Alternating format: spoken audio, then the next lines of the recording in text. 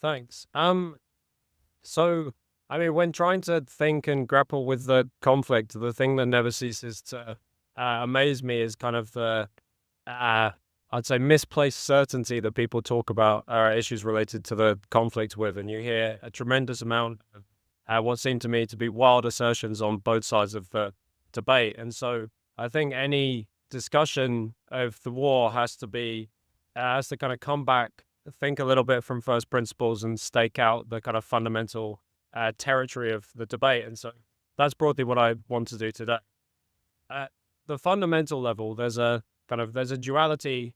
There's a stake in the war that is both very straightforward, very simple, but also is intractable and leads the conflict to a kind of dynamic of insolvability. It's difficult to see how the war can end. And this is basically that, on the one hand, Russia desires an end to Ukrainian sovereignty, perhaps even an end to Ukraine as an entity as such. And on the other hand, Ukraine will not surrender its sovereignty and considers the war existential. All of the difficulties of bringing the war to an end stem from these two unassailable facts. When these two positions are the red lines for negotiations, it's relatively obvious how neither side can reach an agreement. Now, instead of proceeding from these basic facts, the debate, and this is as true among people who style themselves as critics of NATO or critics of the West, but also people who are our leaders and the leaders of NATO and of Western countries, instead of recognizing these two facts, the debate is very much characterized by a series of delusions, and I want to tackle these delusions. The first delusion is that Ukraine doesn't need to carry on fighting.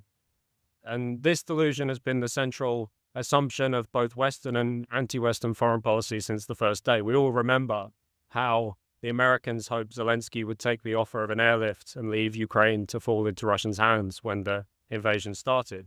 And I also remember very well all of those who positioned themselves as pro-peace figures who immediately demanded, when the war broke out, Ukraine's surrender because they said they had Ukraine's best interests at heart.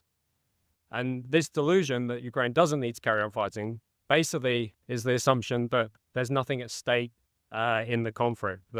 And this rests on the fact that people on both sides don't really believe that national sovereignty is either real or is worth fighting for. Related to this delusion is the suggestion that the prospect of a peace deal makes the fighting unnecessary. So it doesn't need to carry on fighting because there's a peace deal.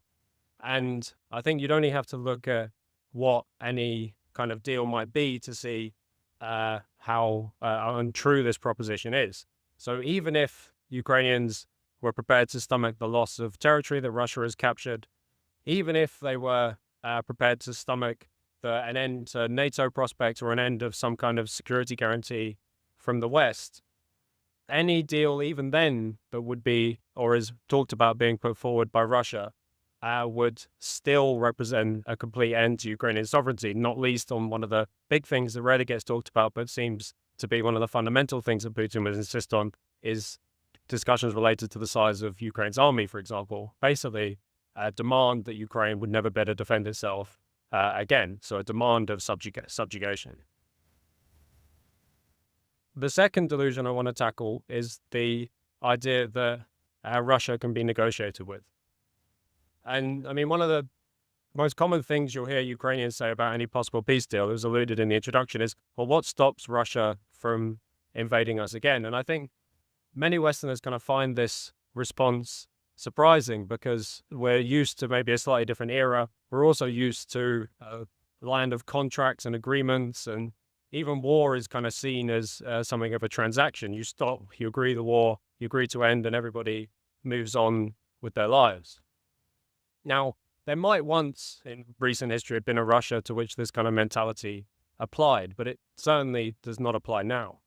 The explicit ideological and increasingly the social project of Putinism rests on completely contrary features.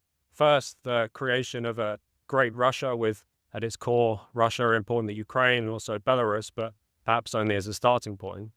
And the second part of the project of Putinism is explicit confrontation with the West. And these features have only become more and more entrenched by the war. The Russia of today is not the Russia of yesterday. And so whatever the short-term outcome of the war, a Russian retreat, a ceasefire, the recognition of Russian gains, etc., this is only the first stage of a new antagonistic relationship between Russia and the West. Now, the third delusion is perhaps the most surprising. The third delusion is that the West supports Ukraine. It might be something of an exaggeration, but the West supports Ukraine only long enough to ease its guilty conscience, only enough to stem the tide, to hold on, but never enough to put Ukraine in a dominant position. And you don't need to be a geopolitics expert to recognize this truth. Indeed, there are plenty of videos of Ukrainian soldiers saying the same thing for the last 2 years. And so Ukraine is assigned an impossible position in world politics. It depends on its survival on the West, who cannot be depended on.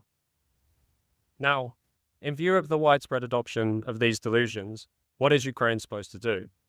And I'd rather turn the question around.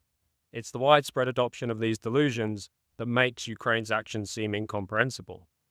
Once you reject the delusions, once you reject the idea that there's nothing at stake in the conflict, once you reject the idea that Russia can in any meaningful sense be negotiated with, and once you reject the idea that the West really supports Ukraine, then Ukraine's actions become a lot more comprehensible. They fight because they have to, and they'll fight and they'll stop only when they can't carry on fighting. When that point comes, which is a live topic of discussion of Ukraine, when can they no longer carry on? That's a question we have to leave to Ukraine to decide.